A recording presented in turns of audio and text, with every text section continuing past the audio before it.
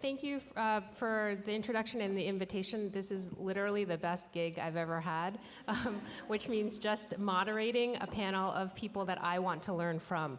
So I'm very, very excited. I won't read everyone's bio because you have that information in the program, but we will go by the order of the speakers in here. Just so you know the format, each speaker is going to talk for about 8 minutes. Then I'll do a wrap. Then we will, I will give space for the speakers to respond to each other. So if there's something that you want to have a burning question, so it's not just, single speaker in a row, but that there's some interactivity as well.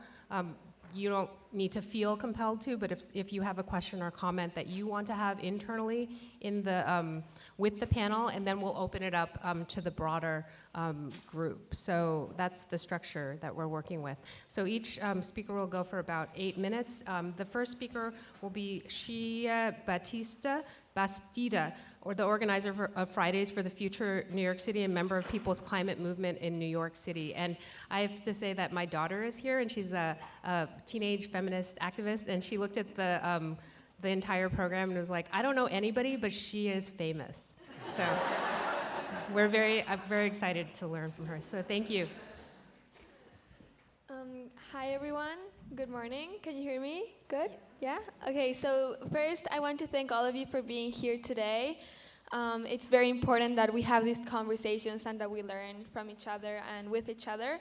So a little about myself. My name is Xiye Bastida. I am 17 years old, and I'm a climate activist. I was born and raised in Mexico, and I moved to New York City when I was 13. So obviously, a lot of things changed. One of the things that I realized right away is that being an activist in New York City is so much easier than anywhere else. And we need to recognize that privilege that we have in New York City of being able to express ourselves without harsh repercussion.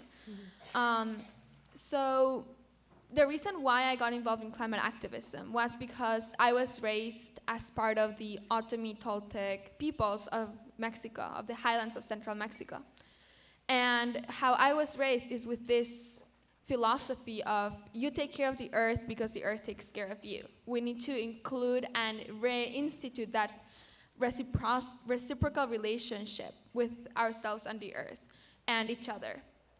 And when I saw that that relationship was being destroyed, that relationship was not being respected because we're drilling the earth and polluting and throwing away everything without, like we heard before, without realizing that it all ends up in the ocean and it's affecting our planet and shifting things out of balance, that wasn't right for me. And when my town in Mexico flooded in 2015, that is when I saw the climate crisis at my doorstep. And that was the moment in which I really saw that things were not all right. When I moved to New York City, I saw what Hurricane Sandy had done. How many of you were here for Hurricane Sandy? I saw what it did to Long Island. It completely wiped out businesses and homes. That is the moment where I realized that this goes on all over the world, just affecting people in different ways. So I decided that I had to do something, and that is obviously very abstract, but I decided to take leadership of my environmental club at my school because that is the place where I thought I could have the most influence, right? Changing how my school did things. And I realized that people in the environmental club were only recycling or teaching how to recycle and watching documentaries about the ocean. And I mean, only 9% of plastic gets recycled. And we cannot recycle our way out of the climate crisis at this point. So I decided I'm gonna organize the club and go up to Albany to talk to our representatives about what the youth want to see in New York City. So we lobbied for the CLCPA. Who knows about the Climate and Leadership Community Protection Act? You should look it up. We lobbied for the Dirty Buildings Bill. We lobbied for different things with NY Renews and other climate groups. And after talking to politicians for a while, I also realized that things were not changing as fast as they could. So I saw that Greta Thunberg started striking. And in March 15th of 2019, I organized my school to go on the first global climate strike.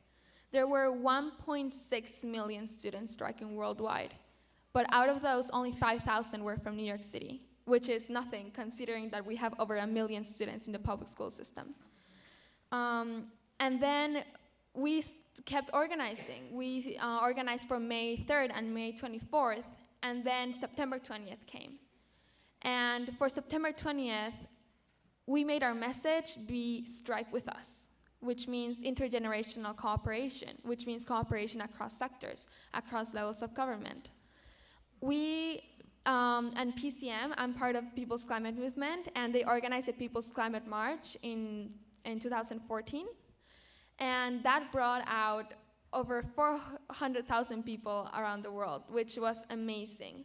And that is when the youth movement in the city realized that we didn't start the climate movement. There's already existing organizations that have been doing the work for so long.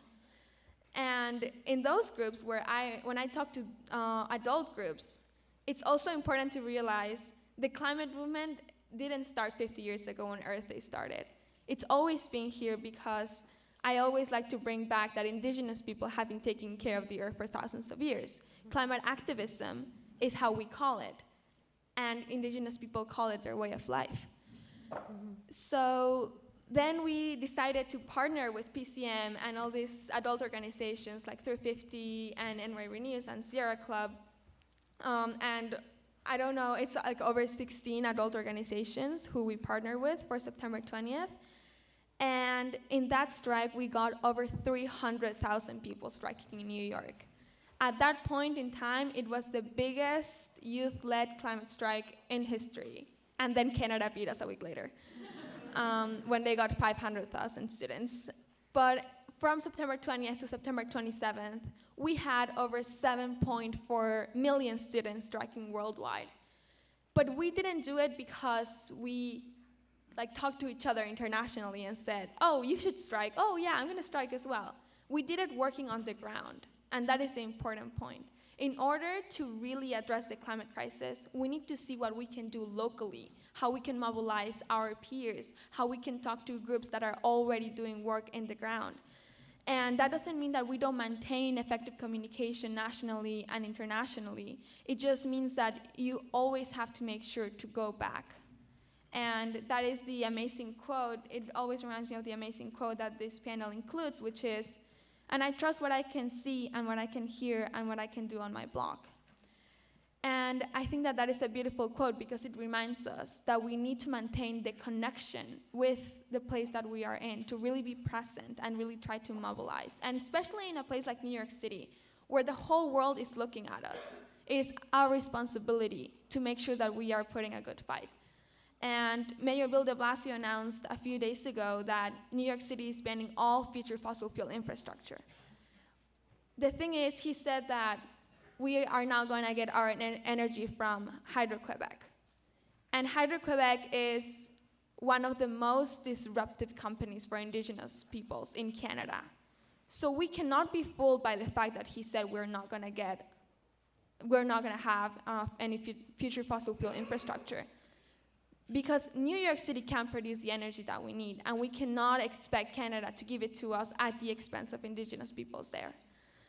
So these are all things to keep in mind, and as the only voice, the really young voice here, I just want to say that we want to work with you, and we always appreciate that you teach us what you know, and we really want to get behind your business that is becoming renewable, or get behind a candidate that is actually mobilizing people and doing things the right way.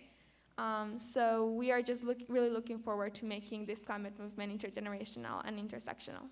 Thank you. Thank you. Thank you very much to the organizers for inviting me to participate in an amazing panel. I'm so happy to be here. So I'm going to talk about energy struggles in the city. Climate justice activists in New York City are engaged in a battle for public power. If we win this struggle, our victory in this, the capital of capital, will be a beacon to campaigns for energy democracy in other cities across the US and in many other nations. The stakes could not be higher. If we wish to forestall increasingly catastrophic climate disruption, we cannot dig up more coal drill for more oil and gas, and further exploit the tar sands. But if the climate crisis is above all an energy emergency, we must be clear that our struggle is not just about remaking energy infrastructures, but also about transforming the cultural outlooks that fossil capitalism has generated. The struggle for energy democracy, for what I'm calling the energy commons in my forthcoming book, has to integrate an intersectional feminist analysis, both into the political critique that animates climate justice and into the movement itself. Power, in both senses of the term, is a feminist issue. In this presentation, I discuss two key struggles to reclaim the energy commons in New York City. First, the ongoing effort of the environmental justice organization Uprose to establish a solar cooperative in the Brooklyn neighborhood of Sunset Park. And second, the campaign of the New York-based Democratic Socialists of America for a democratically controlled power authority to replace the current monopoly utility Con Edison. Before discussing these contemporary struggles over urban power, I'm going to offer a brief cognitive and historical mapping of contemporary energy culture, which, despite functioning as what the anthropologist Dominic Boyer calls, quote, the undercurrent and integrative force for all modes and institutions of modern power, close quote, has until recently been relatively overlooked in critical analysis. I argue here that fossil capitalism is underpinned by a patriarchal and racialized capitalist imaginary that is necessary for the functioning of its material infrastructures. Contemporary struggles over energy, therefore, have to be understood as opportunities not only to remake our infrastructure, but to transform the gendered and racialized oppressions that merge from and are embedded in fossil capitalism. Now, although the language used to describe natural resource extraction is highly gendered, think only of Sarah Palin's infamous drill baby drill exhortation during the 2008 presidential campaign. The links between gender and extraction are relatively under-researched and, unfortunately, not as discussed as they should be. Yet we need not dig too deep to come up against the profoundly sexist and racist petrocultural imaginary. Take, for example, the blockbuster Hollywood film Giant, which features Rock Hudson in the role of a Texas cattle ranching patriarch, Elizabeth Taylor as his feisty wife Leslie, and James Dean as a working-class ranch hand whose discovery of oil on his small patch of land catapults him into the position of immense social power.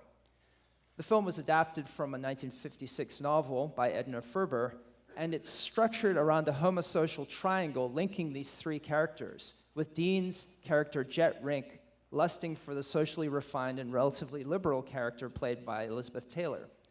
In an awkward attempt to woo Leslie, Jet shows her around his humble homestead.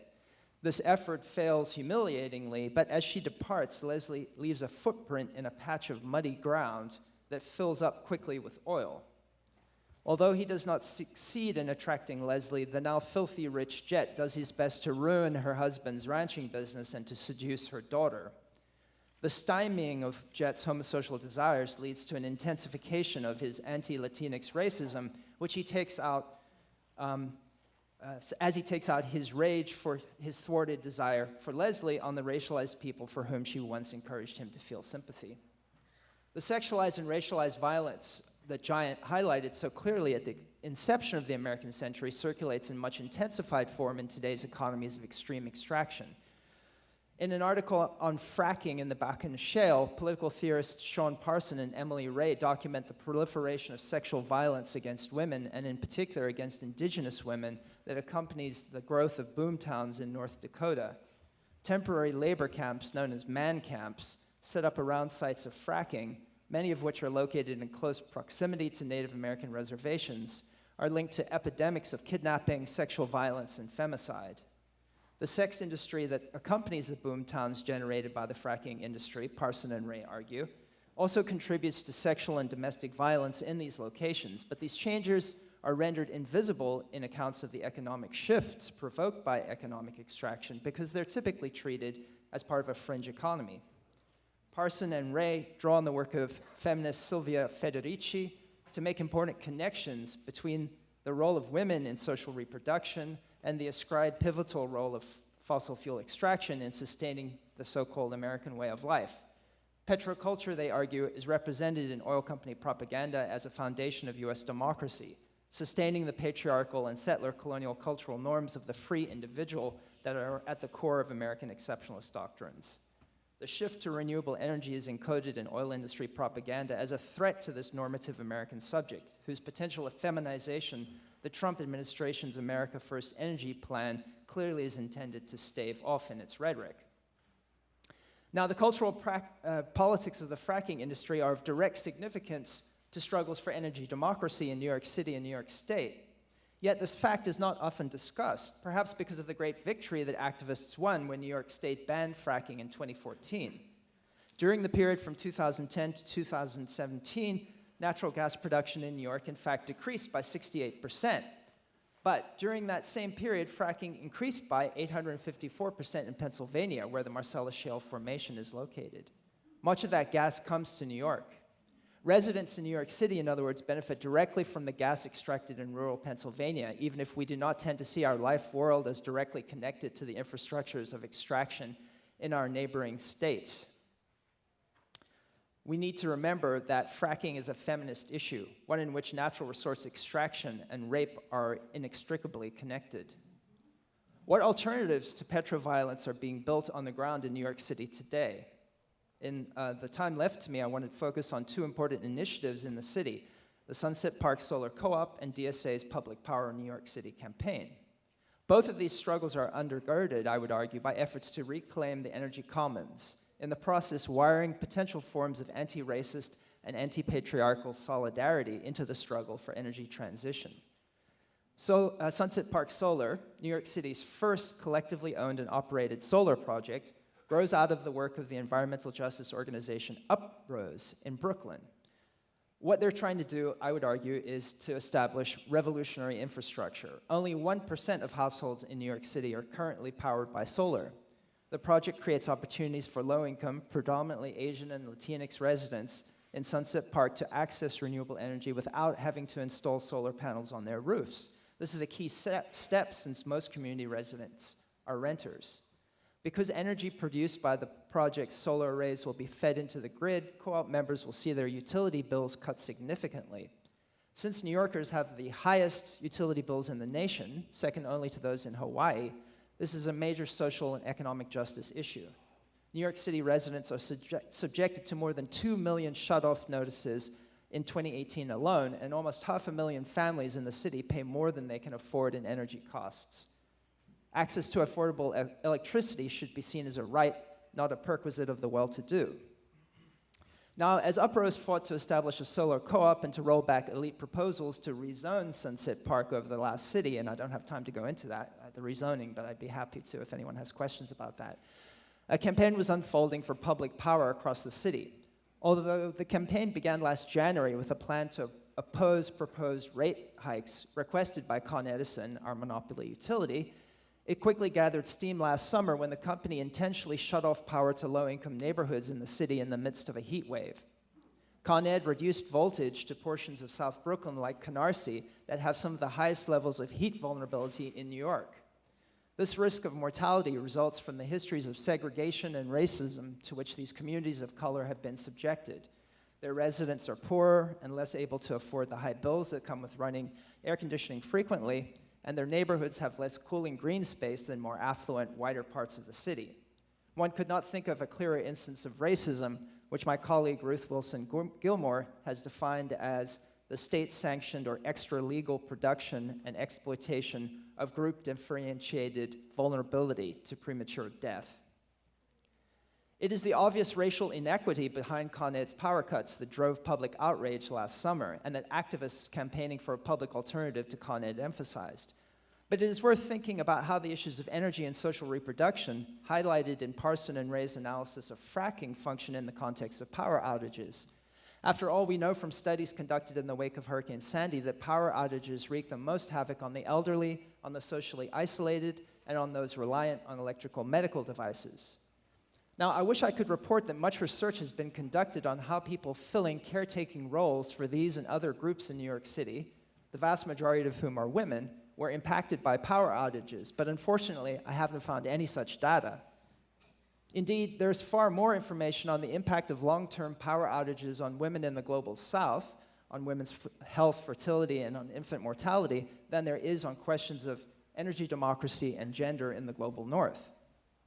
So I think as we campaign for democratically controlled renewable energy, it should be key to remember that we're fighting a fossil capitalist system driven in equal measure by racism and patriarchy. This may seem obvious, but the DSA activists I spoke with had done no research on the intersection of gender and race oppression in the unjust practices of New York City's monopoly utility, and gender is not featured significantly in their campaign for public power. Nor, as far as I'm aware, although I'd love to hear differently, do issues of gender equality figure prominently in public conversations about the benefits of bringing solar co-op to Sunset Park. Now, of course, I'm sure that activists in grassroots climate justice movements like Uprose are convinced that the racial and class oppression and heteropatriarchy entrenched in existing fossil capitalist systems won't inevitably go away with new infrastructure. But I believe that we as a movement could do a much better job of calling out the intersecting forms through which these oppressions function in contemporary fossil capitalism. Reclaiming the energy commons means taking down both the infrastructures of fossil capitalism and the forms of social oppression that undergird them and grow out of them. After all, our fight is for truly emancipatory power. Thank you.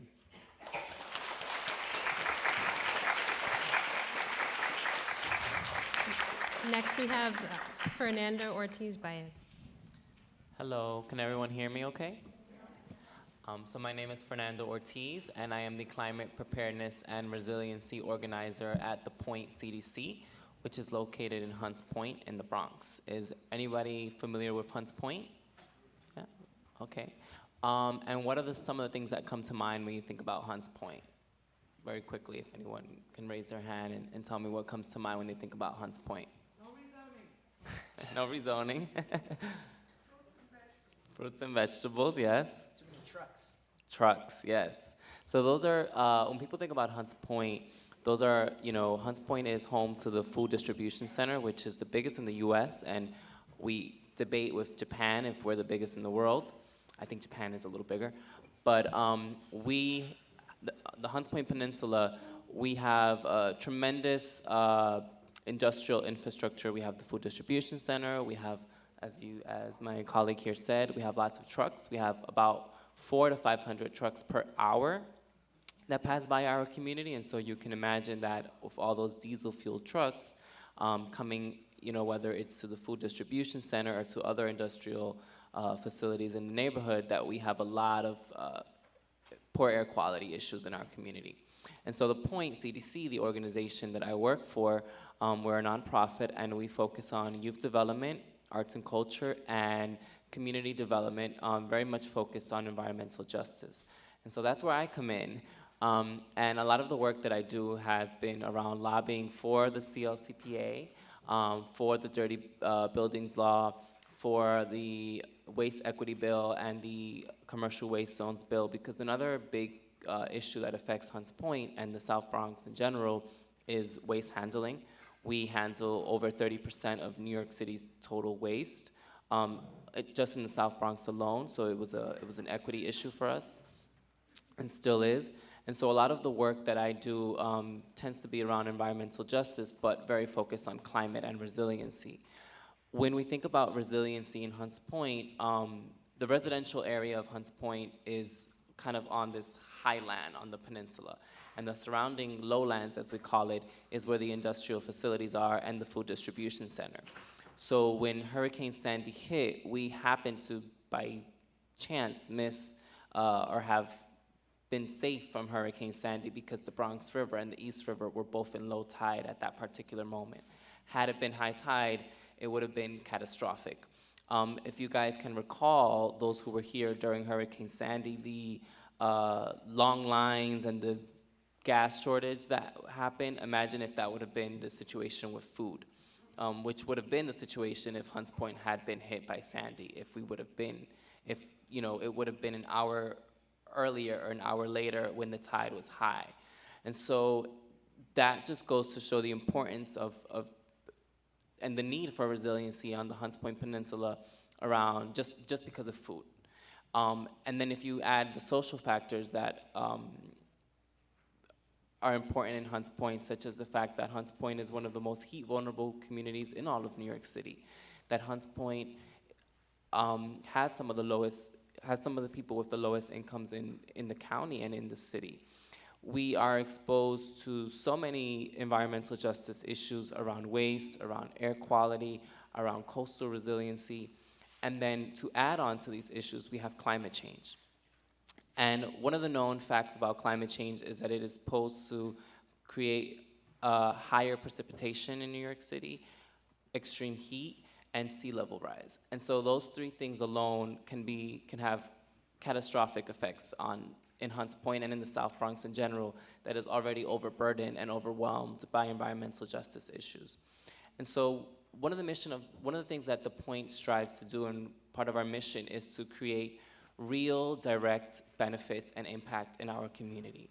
And so oftentimes we do collaborate with organizations like Sierra Club or Extinction Rebellion and other organizations that are lobbying and activating around climate justice and climate change. But we often tend to focus more on how can we work with our frontline communities, and how can we empower people, how can we take control of our communities and build infrastructure, and not just physical infrastructure, but we often think about social infrastructure, because at the end of the day, when events like Sandy hit, how do we respond as a community is very much important. So one of the initiatives that we have at the Point, very much like was mentioned with Uprose, is that we're developing a community solar project. We have tons of warehouse spaces in Hunts Point that are just adding to the extreme heat issue. We are literally a concrete jungle, and so we've looked at opportunities to take these warehouses and these industrial facilities and put solar panels on them to power them and to power our community in a community-owned solar project. We also recognize that Hunts Point is one of the communities that has, I think, only 30 or 35% of our residents have access to the internet and smartphones, and so that's an issue, especially with climate change and all the other social and environmental issues that we have. And so one of the projects that the Point has is that we've developed a free Wi-Fi project in our neighborhood. We are partnering with local businesses and local buildings to put Wi-Fi antennas on the top of these roofs so that people in our community can have free Wi-Fi. Totally, as we say, off the grid, free, as the word says, and I know people say nothing is free, but for the residents it is. And it's important that people are able to communicate, and the beauty about this free Wi-Fi project is that if a Sandy hits and if we lose power, we can still communicate through our network because we're off the grid. And so we really strive to develop our communities in a way that allows us to be not just physically resilient to climate change, but socially resilient, because we understand that our community is very highly vulnerable to many issues. And so how do we prepare? How do we create resiliency? And at that same time, how do we adapt and mitigate things like climate change? And so my role at the Point oftentimes involves working with the community. Oftentimes I'm in City Hall yelling at people or congratulating people. And some of the initiatives that we're working on at the Point right now, one of them, which is I think really important, is Renewable Rikers. Is anybody familiar with the Renewable Rikers plan? Yeah, a few of you. So the city has announced that Rikers Island, which is a penal colony, and it's an island off of the Bronx, that is where our prison system is located. And so the island is said to be closing in the next couple of years. And the Renewable Rikers Act is a set of 3 bills that seeks to determine the future of the island once the prisons are closed. And one of the proposed ideas is to transform the island from a penal colony to a renewable energy and sustainable infrastructure hub. As my other colleague here gratefully mentioned, that the mayor has announced a plan to buy renewable energy from Hydro-Quebec. And that is very controversial, not just because of the impacts for the indigenous communities up in Canada, but also, if you think, okay, Canada's pretty far. How is that energy going to get to New York City? It's through pipelines that they're planning on building straight under our rivers, and the Harlem River is basically going to have this huge pipe that's going to be bringing in electricity for us. Yes, it's renewable, but what are the environmental impacts, not just in New York City and in the indigenous communities in Canada, but all along the way? It's a long distance. And I don't know, but I don't think it's a great idea for us to be reliant. New York City is such a big city, kind of, as people say, capital of the world, to be reliant on our energy from a foreign country. Canada, we have great relationships, but that's just kind of another issue. And so we're really pushing for these initiatives like community solar and for more equitable and community-led, whether it's solar, whether it's wind, but just renewable energy. And we believe very strongly in direct, real, community-driven environmental justice and renewable energy projects. So those are just some of the things that I work on. Good morning. Hi. My name is Alicia Grullón, and I am born and based in New York City. I'm also an artist in resident at the Hemispheric Institute of Performance and Politics at NYU.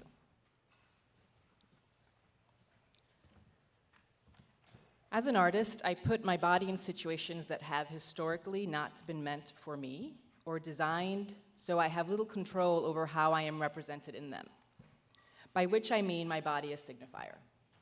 How I read as a brown woman walking into a room when the signification of my body will vary based on who's doing the looking within the context of the colonial patriarchal gaze matter to me and in my artwork. These situations have included public spaces, cultural, academic institutions, the dominant history of the United States, government policy, environmentalism, feminism, the United Nations, and mass media. To make art today is to create dangerously, because we are creating within the context of food scarcity, displacement, job insecurities, the prison industrial complex, Wall Street, neo-fascism, and climate change. And I grow increasingly aware of how little time we have in the world to finally get it right. As an organizer with the People's Cultural Plan, I have collaborated with artists and cultural workers to address the missteps of New York City's first ever cultural plan. The People's Cultural Plan worked with cultural workers, artists, art handlers, dancers, musicians to address the city's cultural planning as it pertains to the contemporary conditions of people living in New York City. We understood that we are tenants first, we are parents first, we are workers first, we are children first, we are partners first. As the cultural initiatives are paramount in the transformation of our society, we thought to ourselves, how do we, the very basis of this complex arts and cultural system, speak up and take action as people with the people? The People's Cultural Plan is a 17-page document written in solidarity with Black liberation, indigenous land rights, labor rights, abolition, and housing and food as human rights. Today, I will share work with you I created as an artist, but which has influenced our next steps as the People's Cultural Plan, as we restructure and move forward with the pace of climate catastrophe and current rebellions taking place in the city, manifesting through fair strikes for an end of police violence and surveillance on Black and brown bodies, calling for free transit, no police presence in the MTA, full accessibility, and the stopping of harassment of food vendors and students. Not to see the connections between these things and climate change is to miss the point. But first, I'll provide some background to the work that I'm about to share. My work on climate change began with Percent for Green, and it's a participatory art project I did from 2014 to 2016, where I created a green bill with Bronx residents based on New York City's Percent for Art bill. And the premise is really simple. Percent for Green is asking for 1% of construction budgets receiving city funding be allocated to green and sustainable initiatives in environmental justice communities under the supervision of grassroots organizations who have long been on the ground combating pollution and environmental racism. Percent for Green kicked off at Hostos Community College, a CUNY college founded under the protests of 1968, as community called for an institution to represent them. This idea was to activate history with local organizers and residents who shared their personal experiences and skills as measures with which to discuss the urban narrative of climate change within the culture of consumerism in first world countries. Percent for Green consisted of citizen workshops, from gardening to vermiculture composting to workshops I conducted at the 2015 Creative Time Summit, the American Museum of Natural History, and the Royal College of Art, in order to get audiences to look at climate change from the urban experience, which is very much tied to urban planning decisions. Another aspect to Percent for Green has been the use of short zines or magazines created with groups that I collaborate with, and within it distributing information that's specific to the areas in which we're working. An offshoot of Percent for Green is the project called Surge, and it was commissioned by the Point CDC and the Lincoln Center Resiliency Project to look at the modes of resiliency in the Hunts Point community in light of climate change. Hunts Point is in the South Bronx, and it has been a community I have worked with in regards to Percent for Green projects, specifically with youth, and in connection to the 2014 People's Climate March, where I co-organized with grassroots organizations there. Surge was created in 2018, and it is a single-channel video accompanied by one of these newspapers, with contributions by teens in Hunts Point, as well as climate change information specific to Hunts Point created by climate scientist Dr. Deborah Tillinger. In the video you're about to see, I look at the fact that much of our information about climate change has come from Hollywood films, where often the science in it is inaccurate. And it also looks at the manner in which we process crisis in the United States, by and large mitigated through peaks of melodrama and close-ups. Climate change is seen through an apocalyptic lens, unexpected and swift, with military-style solutions as the only way to a happy ending. Essential narratives surrounding capitalism and colonialism, racial and social injustices, unacknowledged indigenous land rights, urban planning, perpetuating inner-city poverty for people of color are left out, disrupting our ability to fully understand global warming's impact in order to prepare for viable solutions. Through poetry and montage, Surge highlights these real narratives and movements on local and global scales to frame the interconnectedness of resiliency as fundamental to survival. In this trailer, there is no definite solution, but rather the anticipation of coming soon is left for viewers to confront business as usual attitudes against the rising tide of the people demanding system change. The burning of the Amazon in Central Africa, Australia's fires, the Wet'suwet'en land being stolen at gunpoint, the targeting of land and water protectors in Canada all circle back to over 500 years of extracting resources, attempted genocide, slavery, and profit-driven poverty essential to sustaining capitalism.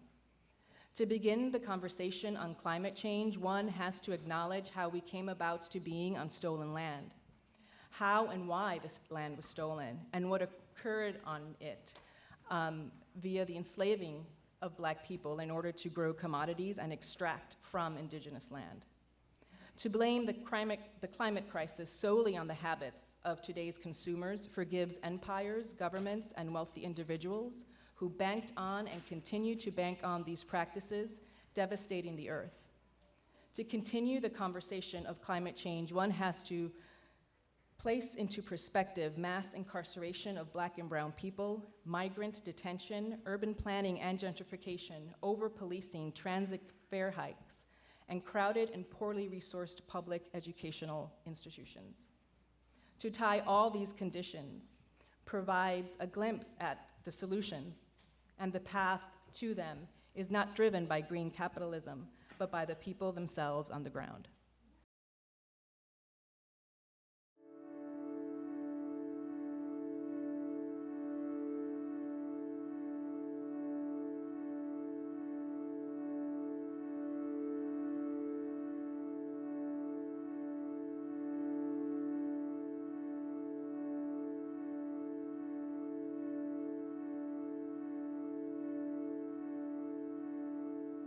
I am a poor black teenager. By being poor, I mean being susceptible to anything that makes my rent lower. Like in Florida, children wear masks to school like I wear my headphones, like a means of safety or a tool to ignore the outside, to drown out the noises, to forget the fact that you are poor and black and your life is in the hands of government officials who give two licks of a stick about you. I mean, I wish they would care more, but if they don't, it's okay. Being poor and black means that you can have corporations in your backyard though. I mean, you can't do nothing about it though. Poor black communities are in industrial zones, like Hunts Point. 15,000 trucks come in and out of my neighborhood on a daily, but that's okay. 20% of the kids in my neighborhood got asthma. 21 times as likely to be hospitalized for respiratory problems in the BX in Harlem, and it is normalized. And you're 3 times as likely to die from asthma in the South Bronx, and it's okay though. Because when you're poor and black, it means you're a second-class citizen, right? Corporations have their hand out demanding your life and you give it to them. I mean, you can't afford life anyway. I mean, you weren't going to make it to 50 anyway, so why should it matter that the air around you is killing you? That there aren't enough trees in my hood to clean the CO2 I expel from my lips right now? Ain't it funny, by being poor and black, you can die from so many things? Who knew that by breathing, such an insignificance to life, the first thing you do in this world could be the cause of your last breath? I mean, when you're poor and black, your life is the same amount of commas on the check that you ain't never gonna see. And the environment around you is killing you, and you're the only one who cares, so you go marching down these streets, black fist up in the air, demanding someone to give a damn that your people are dying in these streets from breathing. And ain't it funny, because you're breathing, and ain't your neighborhood breathing? My hood is breathing and screaming and kicking, wailing and fighting for us, because these poor black neighborhoods are breathing, and we don't ever plan on stopping.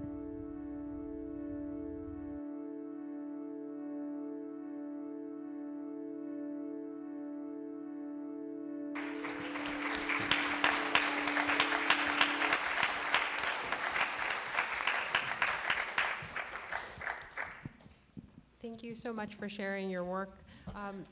All of you have so many interesting ideas to engage with. It's sort of overwhelming.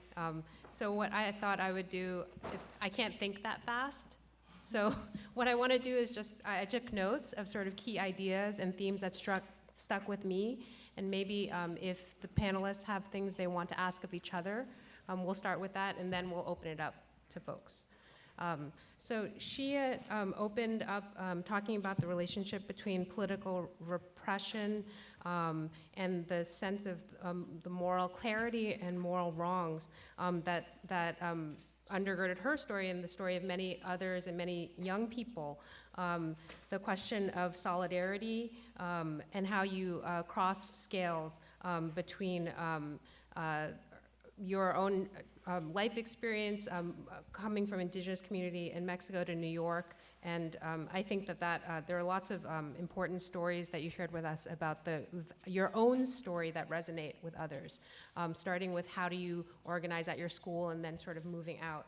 And so you opened up with this idea of how we go between scales of sort of individual to local to community to global, which is a thread that I think many of the speakers talked about. Ashley, I'm really excited about your new book and thinking about how you're talking about public power. I was really, and energy democracy. I was compelled by what you said about power and fracking being feminist issues. And then also seeing how these ideas and these analyses get built into projects on the ground, whether it was the Uprose campaign or the DSA fight for public power in utilities. And I come from California, where there were gigantic wildfires, and PG&E, there's a very similar fight, and there were energy shutoffs, and the catastrophic impact for low-income and disabled folks is still being understood right now. One of the themes, and I'm not sure you use that word, so it's worth kind of bringing out, is violence. You know, a lot of the fossil capitalism, petrocapitalism is about different forms of violence. And so violence from, again, the individual to to the social level, and that there are levels of historical violence, and that's something that, again, the other speakers have already talked about. Fernando gave us a really good inside look at what this looks like on the ground. Again, kind of building off Ashley's examples of the UPROS and the DSA. So what does it mean if you have this analysis? How do you translate this work? And you talked about, of course, the old but intensified issues of spatial and racial and environmental violence and inequalities in New York. And how climate change exacerbates already vulnerable communities. And I was really, really interested in what you were talking about off the grid, and the idea of the information blackout.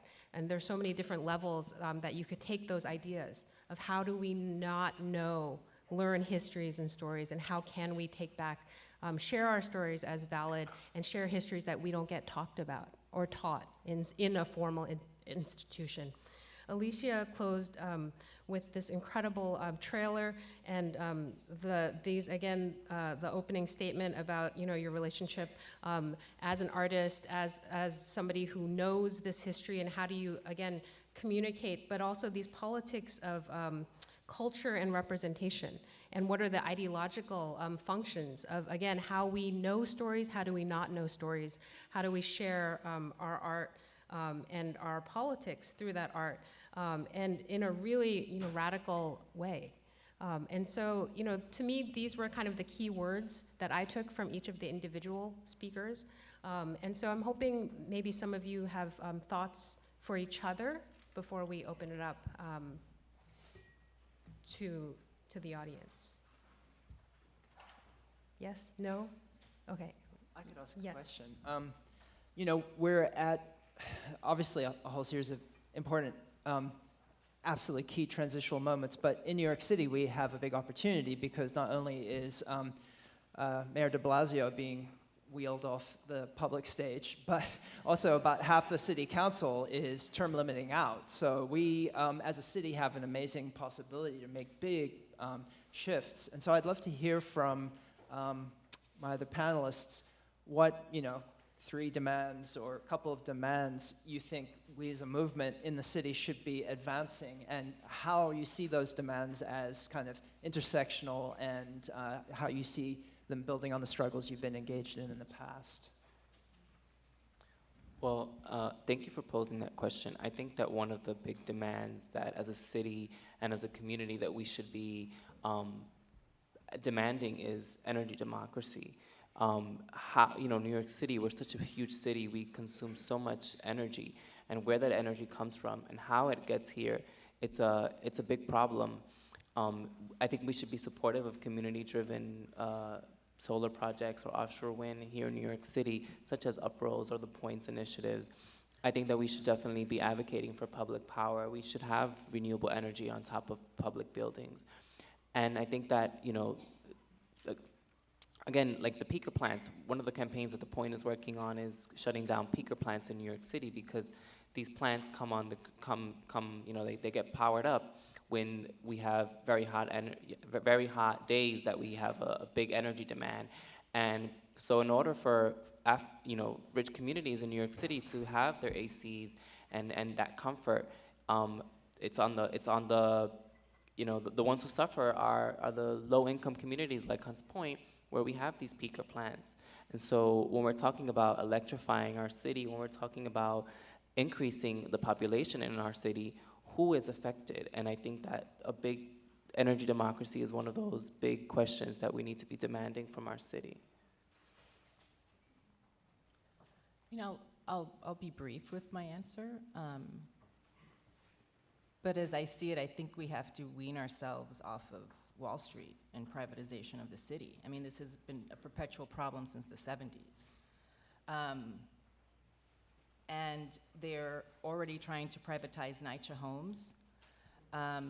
They're already trying to rezone the whole city in order to get historical populations. I mean, New York City is a city of color since everyone fled in the 70s and 80s.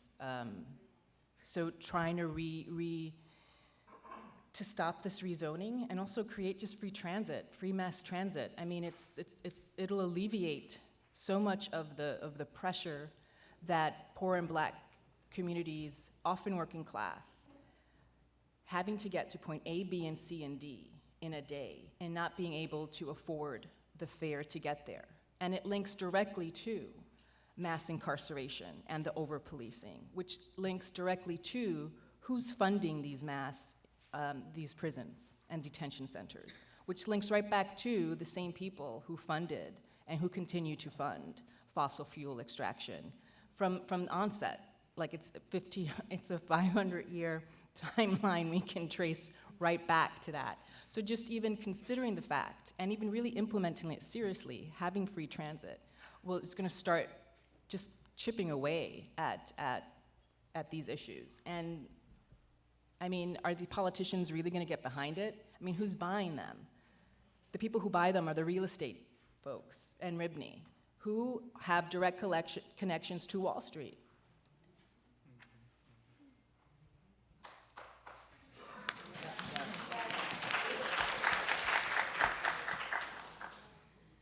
Yeah, and I completely agree with both points. I think we fail to see that if we want to really get out of the climate crisis, and one of the main points that people point out is, we use too many cars in America, and we don't have a national railways train system. What is it, like the fast train system? I forgot the name of it, but part of it is making transit accessible.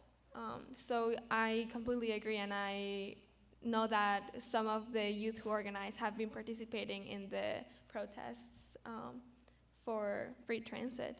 And from a perspective of a student, I would say that I would really like to see climate education in schools, just because we are all here because we have done research, or you are here. And when did you learn about the climate crisis? At what point in your life did you realize that the climate crisis was a social issue? And we cannot wait for kids to grow up and then realize that it's an issue, and then realize that their whole life has to be rethought around how to address it through their passion. So if the climate crisis is taught in schools, and the solutions are taught in schools, and the intersections are taught in schools, I think that it's a really great foundation for the future of society. And all public schools in New York City are supposed to have solar panels, and only 2 of them have, even though the policy is there. And obviously the schools, this is a big part of making energy accessible to schools who, produce so much plastic in one school day of lunch. And there's over 500 public high schools in the city, and none of them are recycling adequately or have energy that comes from renewable energy. So that, I would also really like to include that perspective. And we have so many higher education facilities in the city, and none of them have divested from fossil fuels. So the places that we're in is so important to see how their relationship with the city is. Ashley, thank you so much for asking that question.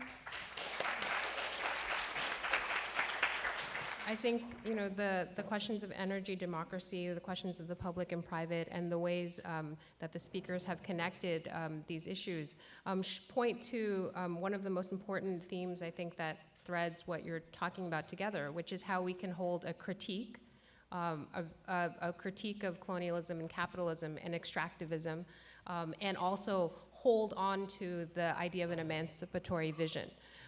And how we can think about that through a transformative education, whether it's the curriculum, that's not about individualized solutions like, teaching little kids how to recycle, but really from the how education itself, whether it's formal or outside schools, builds in that critique and emancipatory vision at the same time. So with the 15 minutes we have left, I also wanted to open it up to questions. My question is directed to Ms. Grullón. Am I saying your name correctly? The idea of free transportation is a marvelous idea. I am forced to ask myself the question, how will it be funded other than the traditional way? Is there an alternative? Yeah. How are we going to fund the current system we have in an alternative way? That's a question that we all have to sit and use our radical imaginations to get to, and get out of this pigeonholed idea that the only way we can get there is through private financing. And then taking private financing, what does that mean? Are we going to take money from someone whose company manufactures tear gas, which has been used at the border and at Ferguson and at Standing Rock, and think that's okay? What are we doing with our taxes? Who's managing our taxes? Where is all this money going to? Why are we not looking at that, at those budgets? How transparent are they? Why aren't we asking for transparency? I think that all these questions we have to start reevaluating, rather than just accepting that the only way we can do things is through capitalism. That's why I don't like green capitalism. And investing is not going to get us out of this. So I can't provide an answer to you, but I'm really excited to brainstorm with everyone about it. I want to just here throw out, there's a scholar named Mark Fisher who talks about this ideology of capitalist realism. You know, the idea that is our common sense way of working in the world. And I agree with what's been said. There was some organization that cost out how much the cost of the US military since 2001 has cost every individual taxpayer. And you know, it was like 3.1 trillion. I don't know what the number was. What I do remember was that the actual cost per person since 2001 of the US military wars has been $22,000 per person per year. So that's just to point out that, you know, this question of, you know, how do you think? I mean, I agree, we have to think together and we have to think sort of beyond the paradigms because we're kind of at that point. But that's me editorializing. Let's take the second question. Thank you. I learned a lot from all of you. But frankly, the elephant in the room, as far as I'm concerned, we talked about, or we heard about the Bronx and South Bronx. Talked about free internet, which is great. I'm assuming I could be wrong. That's from the Wall Street or big companies, but I could be wrong. But what about, is the South Bronx and East Harlem two of the highest incidents of asthma for children? And how is that being addressed? Because, and I did notice, which is great in the movie, the transportation, the impact, the climate for respiratory, but aren't those the two highest areas in the country? Thank you. Yeah, thank you for pointing that out. East Harlem and the South Bronx are known infamously as Asthma Alley. And 1 in 3 children in the South Bronx and East Harlem suffers from asthma. And we have some of the highest rates of absenteeism in our school because children are sick from asthma. And because a lot of our children are absent from school because they're sick from asthma, we have about 60 to 70% dropout rate in the South Bronx in public schools. And so it is a big issue. And so when we talk about environmental justice, we're not just talking about planting more trees and getting trucks off the road. We're talking about the lives of our children. And not only are 1 in 3 children in the South Bronx susceptible to asthma, 1 in 3 children also are obese, and 1 in 3 children are also diabetic. And so, studies have shown that poor air quality is not just only causes asthma. We have higher risk of cardiovascular diseases. We have higher risk of mental diseases. And the #1 causes of deaths in these communities where asthma is so high are respiratory and cardiovascular disease. So it is a humongous issue. And this is why we advocate for getting trucks off the road. This is why we advocate for waste equity.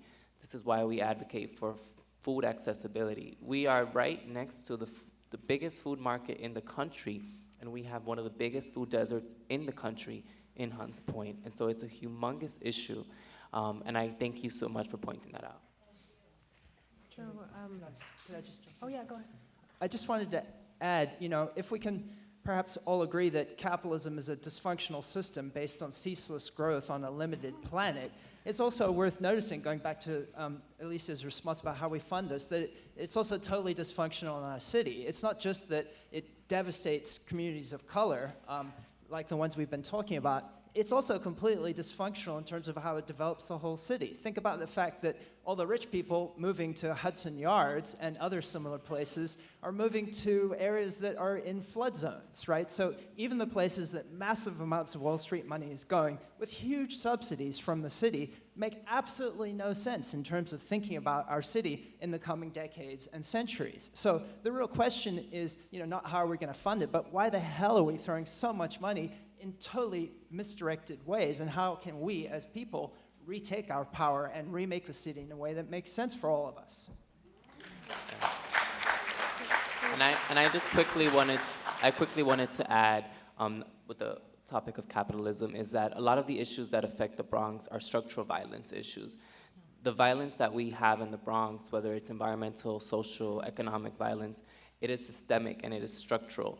And capitalism is a humongous part of that violence. And so when we talk about, resiliency and either physical or social, we have to talk about dismantling those structural violences that are in place. Thank you. I want to take that question back there. Hi, thank you so much for this conversation about the larger systemic issues. I don't know if too many New Yorkers make an 8-minute train ride over to New Jersey, but in that state, we've had, last year alone, over a dozen fossil fuel pipeline and power plant projects proposed. And a Rutgers University study came out in July that no one paid attention to, that pointed out that 94% of environmental point sources were in impoverished communities of color. 94%. So as the gentrification of New York and New York City happens, it looks like the environmental challenges and crises are shifting over across the river. Have you thought about a regional approach to reaching out to these communities like Newark and Camden and Trenton and thinking about a larger strategy? I think one of the, here in New York City, we have the New York City Environmental Justice Alliance, and it's a group of organizations that come together to talk and fight for environmental justice in New York City.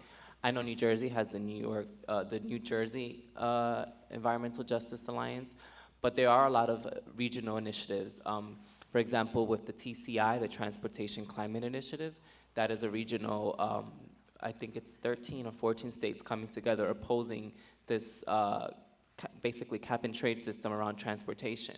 And so there are a lot of times where we come together regionally and nationally, whether it's through the People's Climate Movement, but it's really hard oftentimes to focus on or to come together or convene and dedicate so much time and effort to regional issues when our children in our community are suffering from asthma and can't make it to school, or when we have 500 trucks passing through our communities that we can barely cross the street. And so it's very hard, but it's still very important to have these regional and global conversations and dialogues.